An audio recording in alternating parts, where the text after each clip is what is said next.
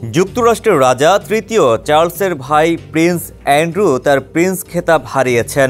সঙ্গে তাকে ছাড়তে হয়েছে রাজপ্রাসাদও।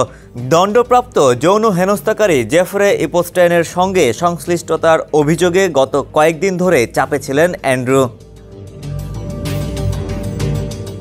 অক্টোবরের শুরুতে ডিউক অফ ইয়র্ক সহ নিজের সব রাজকীয় পদবি ছেড়ে দিয়েছিলেন সাবেক ব্রিটিশ প্রিন্স।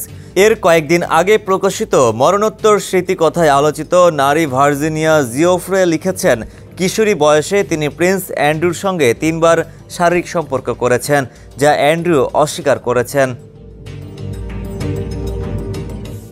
2025 সালের শুরুর দিকে আত্মহত্যা করেন ভার্জিনিয়া জিওফ্রে। মৃত্যুর পর তার স্মৃতিকথাটি প্রকাশ পায়। অ্যান্ড্রু প্রিন্স খেতাব হারানোর পর ভার্জিনিয়া পরিবার এক বিবৃতিতে বলেছে, তিনি তার সত্যি এবং অসাধারণ সাহস দিয়ে এক ব্রিটিশ প্রিন্সের পতন ঘটিয়েছেন।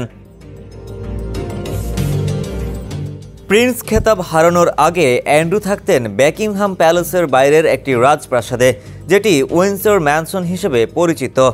রাজ খেতাব হারানোর পাশাপাশি রাজপ্রাসাদও ছাড়তে হয়েছে তাকে।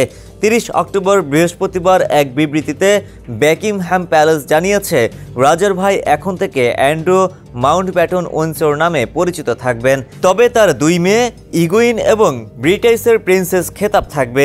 এছাড়া প্রিন্স খেতাব হারালেও রাজা হওয়ার ক্ষেত্রে তালিকায় 8 নম্বরে থেকে যাবেন তিনি।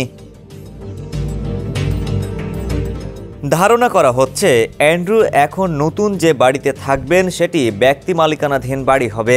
এছাড়া তার যাবতীয় খরচ বহন করবেন তার বড় ভাই রাজা তৃতীয় চার্লস।